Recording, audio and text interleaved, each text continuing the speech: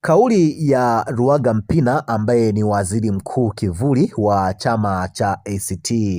Wazalendo kuhusu kupanda kwa bei ya mafuta hapa nchini Tanzania na uagizwaji wa mafuta hapa nchini Tanzania imeendelea kushika kasi na kuibua mijadala mbalimbali katika mitandao ya kijamii baada ya kusema kwamba kupanda kwa mafuta hapa nchini Tanzania hususan petroli na diesel na pia uagizwaji wake umejaa ufisadi ambao ni wa kutisha, na akaweza kutoa sababu nyingi ambazo za kuweza kusimamia pointi yake ni kwa nini anasema kwamba kupanda kwa mafuta hapa nchini Tanzania na uagizwaji wa mafuta hapa nchini Tanzania au mchakato mzima wa kupanda na kushuka kwa mafuta hapa nchini Tanzania na uagizwaji wa mafuta hapa nchini Tanzania umejaa rushwa. Aliweza kutoa sababu mbalimbali ambazo tutaenda kukusogezea hapa ili uweze kujua ni yapi sasa Luhaga Mpina aliweza kuyaongelea. Twende moja kwa moja tuweze kujua ni yapi bwana Luhaga Mpina aliweza kuyazungumza. Kupitia chama cha ACT Wazalendo, Luhaga Mpina amedai kuwa kupanda kwa bei ya mafuta hapa nchini hakusababishwi na sababu za kimataifa pekee, bali pia kuna dosari katika mfumo wa uagizaji wa mafuta, jambo ambalo limeendelea kuongeza mzigo wa gharama za maisha kwa wananchi. Akizungumza katika mkutano na waandishi wa habari wa kuchambua bajeti ya serikali ya mwaka 2026 mwaka 2027, naibu waziri mkuu kivuli wa chama hicho cha ACT Wazalendo, Luhaga Gelson Mpina amesema kwamba bajeti hiyo haijatoa majibu ya kutosha kuhusu ongezeko la bei za mafuta ya petroli na diesel ambalo limeathiri sekta mbalimbali za uchumi hapa nchini Tanzania. Mpina amesema kuwa takwimu zinaonyesha kuwa bei ya petroli iliongezeka kutoka shilingi 2,788 kwa lita mwezi Februari hadi kufikia shilingi 4,115 mwezi Mei mwaka huu, huku bei ya diesel ikipanda kutoka shilingi 2,701 hadi shilingi 4,333 kwa lita mwezi Juni. Alisema kwamba hali hiyo imeongeza gharama za usafirishaji, chakula na bidhaa nyingi muhimu hapa nchini na kusababisha gharama za maisha kwa wananchi kuwa ni magumu au ni kuleta ugumu wa maisha kwa wananchi. Kwa mujibu wa Luhaga Mpina, amesema kwamba uchambuzi wake umebaini kuwa bei ya mafuta hapa nchini zimeendelea kuwa juu kulinganisha na baadhi ya nchi jirani, licha ya serikali kueleza kuwa changamoto hiyo inatokana na hali ya soko la dunia na migogoro ya kimataifa inayoendelea huko katika eneo la Mashariki ya Kati. Yaani migogoro wanayoizungumzia hapa ni migogoro ile ya vita kati ya Marekani, Israeli na Iran. Sasa tunakumbuka kipindi ambacho Iran ilijibu mashambulizi ya Marekani ambapo ilirusha makombora mengi katika taifa la Kuwait. Tuliona serikali ya Tanzania mwezi Juni iliweza kupandisha bei ya mafuta, na sababu iliyotolewa ni kwamba Iran imerusha makombora, wao wakapandisha bei. Yaani Iran iliporusha makombora tu, bei ya mafuta hapa nchini Tanzania ikapanda. Sasa bwana Luhaga Mpina anaelezea kwa undani zaidi kwamba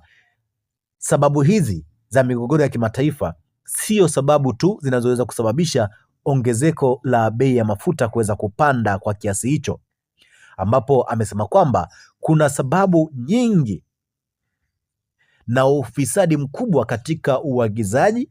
na upandishaji wa bei ya mafuta hapa nchini Tanzania, ambapo akaendelea kusema kwamba serikali kuipa nafasi kubwa zaidi TPDC katika uagizaji wa mafuta, matarajio yalikuwa ni kwamba gharama zitapungua, lakini hali imeendelea kuwa tofauti. Luhaga Mpina amedai kuwa kampuni ya Vitol iliyopata kandarasi ya kuagiza mafuta imekuwa ikiuzia baadhi ya nchi jirani mafuta kwa bei ya chini zaidi kuliko bei inayouza hapa nchini Tanzania. Yaani kwamba hii kampuni ya Vitol ambayo imepewa kandarasi ya kuweza kuagiza mafuta kuleta hapa nchini Tanzania imekuwa ikiuzia Tanzania mafuta kwa bei ghali zaidi kuliko inavyouzia nchi nyingine. Hizo ni takwimu na uchambuzi na taarifa ambazo ameweza kuzipata Bwana Luhaga Mpina na kuweza kuzisogezea hapa ili sisi Watanzania tuweze kujua kile kinachoendelea katika ufisadi huu ambao umekuwa ukiendelea hapa nchini Tanzania kupitia hii sekta ya mafuta. Sasa hapa Luhaga Mpina anasema kwamba, namnukuu, utafiti wetu unaonyesha kuwa pamoja na sababu za kimataifa, kuna maswali makubwa kuhusu mfumo wa uagizaji wa mafuta na namna unavyosimamiwa hapa nchini Tanzania. Mwisho wa kunukuu kile ambacho alikisema Bwana Luhaga Mpina. Lakini amedai pia kuwa baadhi ya wafanyabiashara wa mafuta kutoka Zambia na Jamhuri ya Kidemokrasia ya Kongo wameanza kutumia bandari ya Beira kule nchini Msumbiji badala ya kutumia bandari ya Dar es Salaam, hali ambayo kwa mujibu wa chama au kupitia chama hicho cha ACT Wazalendo, Bwana Luhaga Mpina amesema kwamba inaweza kuathiri mapato yatokanayo na shughuli za usafirishaji wa biashara ya mafuta hapa katika taifa letu la Tanzania. Kutokana na hali hiyo, Bwana Luhaga Mpina ametaka kufanyike kwa uchunguzi huru kuhusu mchakato wa uagizaji wa mafuta wa miezi Mei na Juni mwaka 2026. Nikinukuu kile ambacho amekisema hapa, amesema kwamba tunataka uchunguzi huru ufanyike na matokeo yake yaweke wazi kwa umma ili ukweli ujulikane na hatua stahiki zichukuliwe pale itakapobainika kuwa kuna makosa yaliyofanyika, alisema Bwana Luhaga Mpina, na ni mwisho wa kuweza kunukuu kile ambacho Bwana Luhaga Mpina alikisema kuhusiana na kupanda kwa bei ya mafuta hapa nchini Tanzania na uagizaji wa mafuta hapa nchini Tanzania, akisema kwamba mfumo wote huo umejaa rushwa hapa nchini Tanzania. Nadhani umeweza kusikia sababu ambazo ameweza kuzielezea hapo,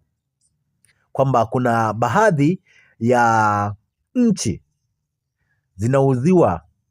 mafuta na kampuni hiyo hiyo ambayo imepewa kandarasi hapa nchini Tanzania ya kuweza kuingiza mafuta, inauzia nchi nyingine kwa bei ya chini kuliko ambavyo inauzia au inakuja kuyauza hapa nchini Tanzania, kwamba hapa nchini Tanzania mafuta yanauza kwa bei ghali. Ni kwa nini wanauza kwa bei ghali? Bwana Luhaga Mpina amesema ndani yake kuna ufisadi mkubwa unaoendelea katika kupanda kwa bei ya mafuta na uagizaji wa mafuta hapa nchini, na akaweza kutolea sababu mbalimbali, ambapo tumeweza kuona akisema kwamba mafuta kwa mwezi Februari, petroli ilipanda kutoka 2,700 na kitu hadi kufia kwenye 4,115, lakini diesel ilipanda kutoka katika kiwango cha shilingi 2,701 hadi kufikia 4,000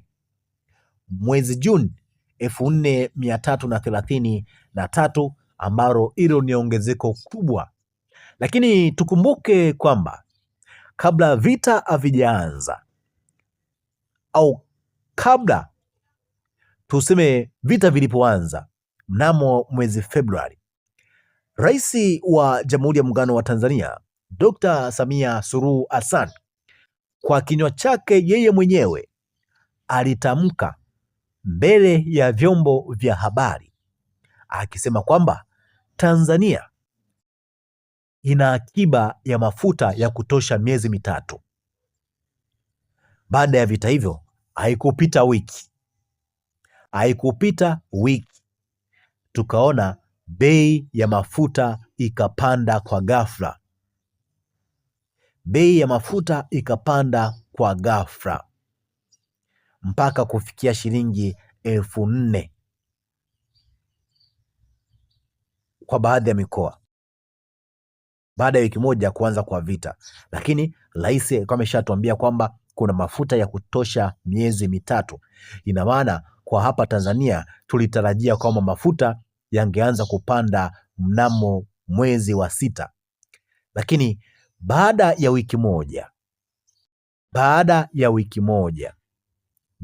moja ya vita kuanza,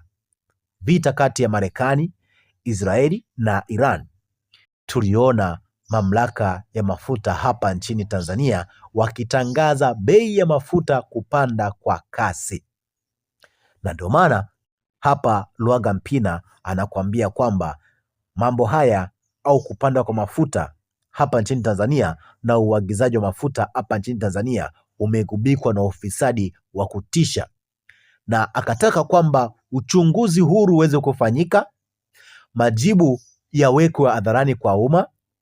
wawajibishwe wale wote wanaotenda ufisadi huo katika sekta hiyo muhimu hapa nchini, sekta ya nishati ambayo imeweza kuleta gharama kubwa za kimaisha kwa wananchi.